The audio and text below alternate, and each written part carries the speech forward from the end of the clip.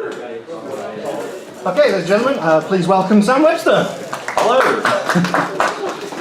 Right. Good morning, sir. How are you doing? Morning. It's actually quite a good one so far, isn't it? It's all right. Yeah, it's getting busier now. Now that people know that this room exists, they're all coming in. Yes. We're here. Find us. So, welcome. Do you do many events of this ilk? Too many sometimes. Yeah. I think the record for conventions in a year is 18. Wow. Yeah, I think we're getting close to that. Yeah, it's scary. Like, I remember doing conventions 8 years ago, and you'd see your friends and be like, "Great convention friends, I will see you again in 6 months' time." Whereas now I call them up and I'm like, "Are you going to this?" And like, "Oh no, there's something else the same weekend that I'm going to." And it's madness. I never thought we'd get to that point. Yeah, I guess there has been kind of an explosion of these kind of events around the country. I mean, I was talking about this with some other comic artists a couple of weeks ago. Do you think that the explosion of these events is a good thing for the comics industry or not? I would say yes in terms of these events. So obviously Didcot, anyone would have to travel, although getting to places from Didcot isn't hard. It's quite train station, Oxford, Reading, anywhere. But a lot of people like see Comic Con, see reports of it, and would like to go, but for whatever reason can't. For example, the extortionate hotel prices in London. God, yeah. MCM prices are insane. Yeah, I'm glad I have a friend whose couch I can clip on for that one. She was like, "Hello friend, I only see when MCM is on." That's not a coincidence, I swear. So no, I think it's great because wherever you are in the country, you can get to an event like this, and I personally find that the smaller local events also have a lot of heart, soul and atmosphere in them, and it's just a really good vibe. Yeah. Do you think that Comic Cons have kind of strayed away from their original intentions a little?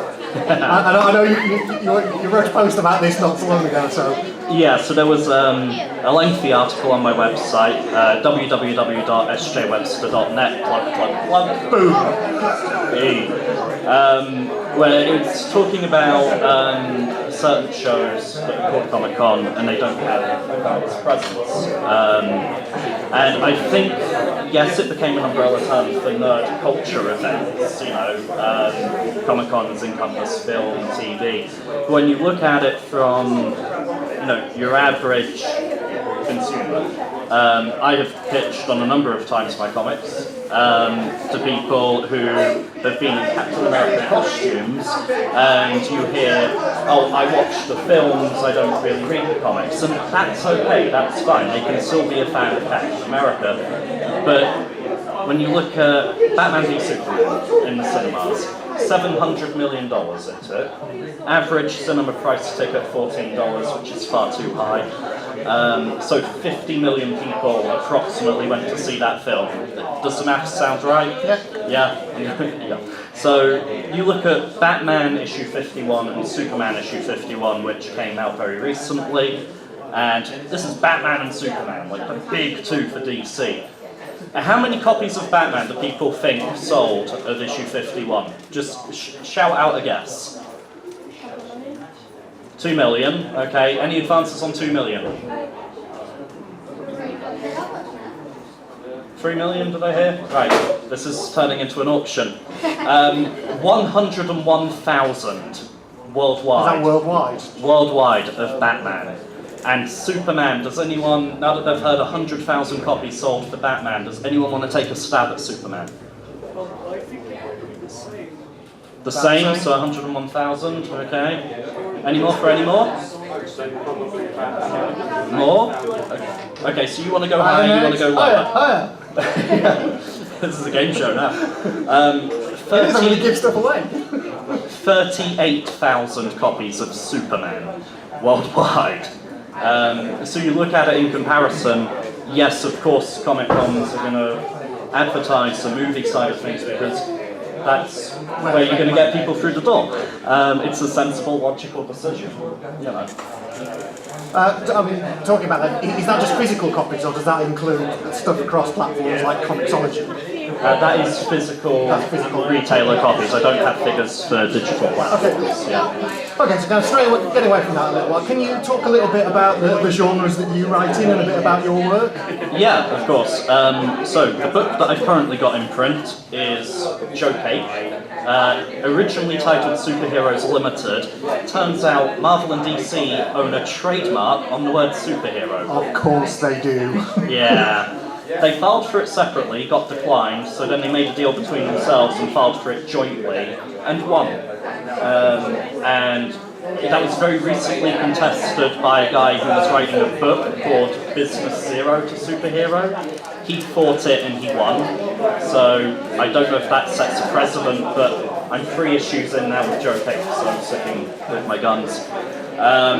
It's basically superhero parody, so it's set in a world where there are so many superheroes that actually they're employed by private insurance companies. So the idea is, you get in trouble, you call a superhero out, and they help you. The problem is, people don't call them for what they're supposed to be called for, because we're British. And of course we don't call them for what we need them for. The cat stuck up a tree, my pizza has the wrong toppings. I'm having a dispute with my wife. Please stand in the doorway ineffectually. And it talks about the main character, Joe Cake, his frustrations between the expectation of the job and what he's actually doing. And that leads into some very interesting areas. Okay, cool. Who would you say are your kind of major influences in your writing, in your art? Art-wise, it's very easy. Art-wise, Ed McGuinness, Marcus Toe, Richard Elson. More people need to see Richard Elson's work. Like, he did Sonic the Comic and then Vanished. So yeah, definitely those three. Also, admittedly, Akira Toriyama, the guy behind Dragon Ball. Yeah. If anyone ever looks at the way I do biceps and torsos, I'll just be like, yeah, that's a Dragon Ball fan right now. Writing is hard to say, because I didn't have a writer that I wanted to work with at the time, so I just wrote my own. Yeah. But I don't break down other people's writing in the same way I break down other people's art. I mean, Scott Snyder killed it on Batman. Absolutely fantastic. Chris Yost did a very good run of Red Robin. Very, very good. They were doing dark characters, but they still knew how to put the humour in. In terms of indie creators, Vince Hunt, Red Mask from Mars. Hilarious indie book. Everybody should check that out too. Cool. And do you self-distribute, self-publish? Do you do everything on completely yourself? Yeah, so I do this from start to finish. So I sit down with an empty Word file, write the script, I then go do the pencils, the inks, the colours, the lettering, the whole shebang. Then I take a pot of money to a guy called Stuart Gould in Swindon. He runs a company called UK Comics. They print a good portion of the indie comics scene's books. So I hand over more money than I would care to admit, and he hands me these. It's finished comics. Yeah, and then it's up to me to bring them to conventions. Sometimes that can get really expensive. What people don't get about indie comics is that we're husbands, fathers, we have day jobs. I'm lucky enough to work in design, which is what I always wanted to do, but you know, you print the book sells for £4 each, or you can get all three for £10. Now, people go, oh, okay, so if your table costs you £80, then you need to sell 20 books. No. So the book costs £2 each to print. So that already doubles the amount of comics you've got to sell to cover the costs. The table costs £8. I'm not saying this table, I'm not being specific, I'm giving an average. Expensive tables. I want to caveat disclaimer, I'm giving an average. Hotel costs can be anything from sleeping on a friend's couch to it's Expo weekend and it's... No. 5 years ago, 21st birthday, so you all know how old I am. No, 6 years ago now. I'm 27, so yeah, it was 6 years ago. It was cheaper for me to fly to Phoenix, Arizona, stay with my online friend Eric for 2 weeks, and attend Phoenix Comic Con than it would have been to get a hotel for MCM Expo. It's crazy. Utterly crazy. So, you know, actually breaking even on these things is very difficult, so I tend to, the way me and my other half have it set up, she spends £150 per month on rent for her ponies. So I can sink £150 a month into this, and it's fair game, and it's money that I don't expect to see back. In fact, more than anything, we do commissions at most conventions. So A5 headshots, full colour, £5. Takes me between 20 to 30 minutes to do, so it's just on demand at the show. Actually, that's probably where I make my costs back more than the actual comic. Yeah. I don't mind being candid. That's No, absolutely. a lot of I guess, does it make these kind of events much more important to independent artists? Oh, yeah, you live or die by them a lot of the time. It's weird, some of them just won't talk to us because they want to give the impression that they're doing really well and they do it full time. A lot of that is completely false. Oh, you know. But what we've got to do is, if we want to be the main presence at shows and be the reason that people want to come to shows, is we need to lead by example and provide those reasons. So we need to be that main attraction. How do you find kind of new media helps in promoting your own work? Well, Facebook keeps getting worse. Trying to run a Facebook page, it's mental. You know how you used to get 100 views per image that you just put up? Yeah, if you want to maintain that, it's now going to be a £5 a month cough up. I know this was primarily advertised through Facebook and seems to have done quite well, so there are exceptions to that. But no, things like Twitter help, Comixology helps. As I said, do you distribute through Comixology on the Submit platform? Yes, I'm on Comixology, so you can download it on their app. Comixology Submit, if anyone's never looked at it, is their independent publishers platform, and it's fantastic. You'll find some really amazing comics on it. So if you haven't checked it out before, then do. You can get it on tablets and phones and everything. It's great for, as well, if you go to a convention, particularly large ones I find, and you just can't get around everybody. It's not going to happen.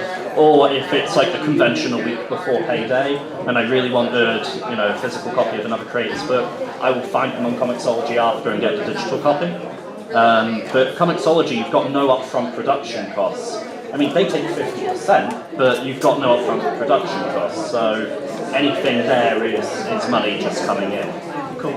Yeah. I mean, if you were to give any advice to anyone out there who was wanting to kind of get involved in publishing and writing and art, what would your key bits of advice be, apart from those? Keep the day job.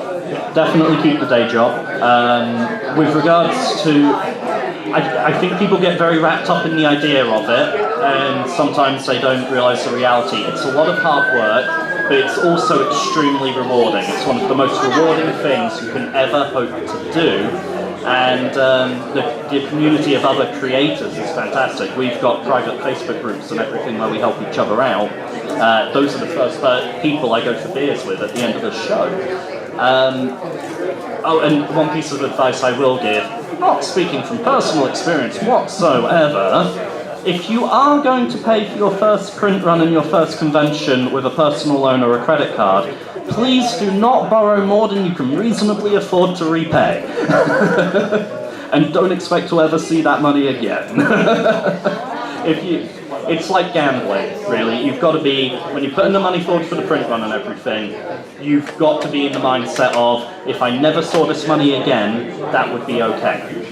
Does that make sense? Yeah, absolutely. I've probably just put 100 people off. No. But people should understand the risks of it and not expect that they're going to just draw something and then make millions. That's always if you go beyond using your expendable income and you start putting yourself in a position where you might not be able to cover the bills, you need to reconsider how you're doing it. Don't stop doing it, but reconsider whether you cut down on the amount of conventions you do, whether you push the digital harder. Just don't. I mean, artists suffer for their art, but there's a limit. Yeah. I guess just before I open up to the floor for some questions, if you were going to try and get people involved in reading comics, what would be the first comic you would put in someone's hand to try and get them into reading comics? Oh, God, that's hard. Giant Days is very, very good. Okay. It's not superhero-y, it's slice of life, it's 3 university students, but it's the first book in years that has made me do proper belly laughs on a regular occasion. Chris Yost's run on Red Robin, very funny book, but also quite... I mean, the first 6 issues go a bit grimdark, but then they turn it around and make it a bit more upbeat. So Volume 2 onwards, I think Volume 2 is called The Hit List, so look for that. And Gail Simone's new 52 run on Batgirl. Yeah. Absolutely. Yeah. Very cool. Okay, cool. Well, I'm going to open up to the audience to ask some questions. Now, for anybody who does ask questions, I have a box full of random giveaway things. So ask questions, and then I shall judge your questions and give you 3 things accordingly. Okay, so questions. I'll come out with the microphone first so people can hear. Okay, here we go. I'm going to run around now. There you go. So with your design and this sort of job, what is the worst thing you found with it? With regards to my day job or with regards to the indie comics? The design, what is the worst thing that you found? We had a guy a few years ago who was going to every single table, picking up the books, reading them cover to cover, and then just moving on, and if you tried to engage him or talk to them in any way, shape or form, just completely blanked everybody, which was really kind of weird. Like he was almost treating the convention like a library. Like, I'm happy for people to flick through, but there's a limit. And just people going, I've had some parents who, like, it's kid friendly, and I've had, kids quite excited, looking through it and they're being like, Mum. And then you hear their parent completely shoot them down and tell them not to waste their money on it, and you're just like, right here, earshot. But you just gotta stiff up a lip, yeah. Excellent question, and for your excellent question, you can have a nice Man of Steel notebook. There you go. Oh, nice. Can I ask myself a question together? See, I have a whole box of goodies that we're giving away all day. Okay, do you have another question? At the front here. Hey, Vincent. Somebody recognise me. When you, how did you take the inspiration for the characters for your book from existing actual superheroes? Yes, they're all outright parodies. When I started this, it was before I managed to land the design job, which was 50% skills and qualifications, 50% right place, right time. So I was on the phones in a call centre before then, and the amount of red tape, like, you want to help people, but the policies and processes in place are there to stop you from helping people. It really feels that way. And I was just sort of reading my monthly list for that month, your Supermans, your Spider-Mans, and thinking, these guys don't have to put up with that when they go into a burning building. And then I just went, but if they did, and started writing.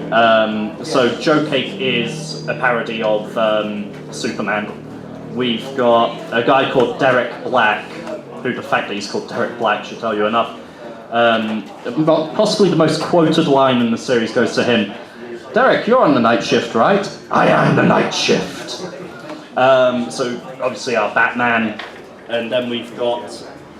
Now I'm going to put this to a vote. This guy here is called Brian. Who do people think Brian is based on? Because only 10% of people have ever got this. The guy with the brown hair, the brown spiky hair, Brian. Like, So we've got a Wolverine, look, we've got another Wolverine. Okay, Beastman is very close. Beast from 90s animated X-Men. Yeah. Just not blue. As soon as you say it, people go, "Ah, of course." So yeah, they're all parodies. Excellent, okay, that's a great question. And you can have a copy of The Red Knight by Miles Cameron. Well, there you go. These are good, these. People put your hands up, even if you can't think of a question. Free stuff! Yeah. You got a question there? Yeah.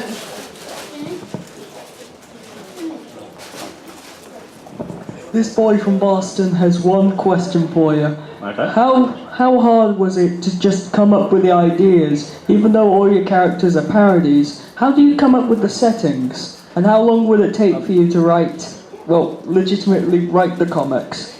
A lot of it comes from life. So, Joe Caper's the second series I've done. The first was called Arcadia, which was everyone in town woke up and noticed their video game consoles had been stolen. It's out of print now, so spoiler alert, it was the local arcade owner trying to boost his business, figuring if they can't get their fix at home. That came from just being away from home for 2 weeks, visiting family and being like, I need to... My family are in Norfolk, and I hate Great Yarmouth, absolute whole Great Yarmouth, but I ended up going to Great Yarmouth just to play on the arcades all day because I needed my fix, and Arcadia came from that. Joe Cape came from, as I mentioned, the call centre job, and the frustrations I had with that, then translating into a comic. And then we've got the book I'm working on now on Familiar Skies, which is a 19-year-old in space. She sort of runs away from her colony because she doesn't like that her destiny was predetermined, and then realises she doesn't know what to do. So it's her trying to find relevance in the scope of the universe. That one's currently a work in progress. And that came from a lot of frustrations I had just before I had kids, in trying to find... Like, you're here and then you're gone, and I was struggling with that idea, so I sort of vented that into a character and wrote a book, which I am now eventually getting around to drawing. So you just sort of take what's going on around you and you modify that into the scenarios that are in the book. As for how long, between obviously day job, wife, kids, etc. And also, I've got a video game backlog to attend to.